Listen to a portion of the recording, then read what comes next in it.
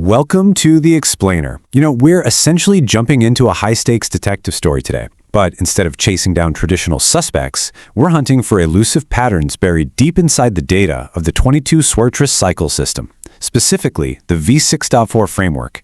If you've ever wondered exactly how behavioral analysts manage to track the untrackable, well, you're in the exact right place. Let's get right into it. Here is our agenda for today. First, finding order in randomness. Second, the pressure tracking tools. Third, meet the main cycles. Fourth, the May 18 breakthrough. And finally, number 5, the resolution wave. All right, section 1, finding order in randomness. Let's tackle the absolute biggest mystery we face when looking at this kind of data. It's literally the ultimate question for any data scientist, right? Can you actually predict true randomness in a system where every single draw is completely independent from the last? The short answer, no. You can't predict an individual isolated event. But there is a huge catch. The V6.4 system gives us a brilliant answer to this. We aren't sitting here trying to predict single events like we've got a crystal ball. Instead, what the framework actually does is measure the inevitable buildup of behavioral pressure. Think of it like a massive plumbing system. You might not know the exact millisecond a pipe is going to burst, but if you're actively measuring the pressure compounding inside it, you know a burst is mathematically inevitable. Moving on to section 2, the pressure tracking tools. So how do we actually quantify this urgency? The ultimate tool in our arsenal is the pressure score, or PS. It's heavily weighted toward gap days, which makes up 45% of the calculation. Basically, the longer a number combination hides, the more pressure builds up in the pipe. Then we factor in 35% for unresolved missing bases, and the final 20% is the EI deficit, which essentially asks, hey, is this cycle just inefficiently recycling old numbers?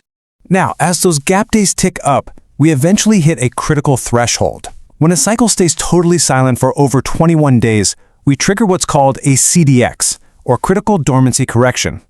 At 21 days, this silence is way past normal statistical variance. The data is absolutely screaming that it has to burst.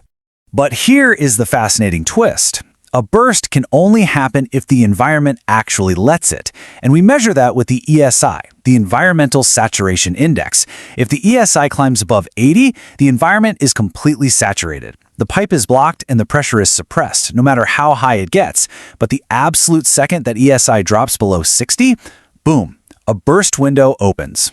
And when all these metrics perfectly align, you start seeing staggering numbers, like 97. That is the extreme ceiling-hitting pressure score that Cycle 22 reached just before it exploded. The mathematical pressure was absolutely maxed out, just waiting for the environment to finally clear. But you have to ask, what happens when a combination goes missing for a really long time, like over 180 days? That triggers a structural dormancy flag, and it forces us into a massive debate. Scenario A, is the combination just hiding behaviorally like a fugitive and building massive pressure? Or scenario B, is it structurally excluded, completely erased from the game? All right, section 3, meet the main cycles. Now that we know exactly how to track this pressure, it's time to meet our prime suspects. We've profiled our primary actors to keep a close eye on. First up, Cycle 22, aka the Triple Oracle, which exclusively deals in triple digits. Then we've got Cycle 21, the Frozen Giant, currently sitting on a massive, highly tense 58 days silence. And lastly, Cycle 17, the Double-Double Architect, which is super notable because every single one of its confirmed hits has maintained 100% architectural purity. Section 4, the May 18 breakthrough. Because all of this careful profiling led up to one historic day that proved the V6.4 framework was spot on. The timeline of May 18, 2026 was just totally unprecedented. Things kicked off at 2 p.m. with C17 clearing out a permutation. But then at 5 p.m., the system experienced a mind-blowing 210-day gap resolution. And the momentum didn't stop. By 9 p.m., a third cycle hit, creating this massive 3-window cascade. That huge 5 p.m. delivery was combination 111, straight from the Triple Oracle. Guys, it had been missing for 7 whole months. This single event, logged as anomaly A35, completely shattered dataset records. Remember that big debate about whether a number was just hiding or totally excluded? This proved it was just hiding, and it arrived exactly as predicted, right when the ESI dropped down to a highly favorable 48. Which brings us to Section 5, the resolution wave. because that massive burst at 5 p.m. didn't just clear out one stubborn number. It completely shifted the entire system into a resolution wave active regime. Standard gap logic? Totally thrown out the window. Suddenly, we saw 9 missing bases resolve in just 15 days. This wave heavily favored architectural purity, explicitly targeting cycles with double-digit patterns. And this was beautifully confirmed the very next day when cycle 14 delivered 787. But here is where things get genuinely wild.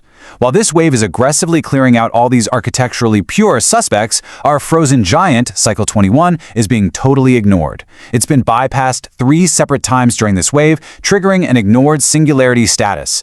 With 58 days absent, the pressure compounding is hitting extreme levels. It's acting like a blocked pipe while everything else flows freely around it, meaning the probability of a violent, multi-base compressed correction is skyrocketing by the minute.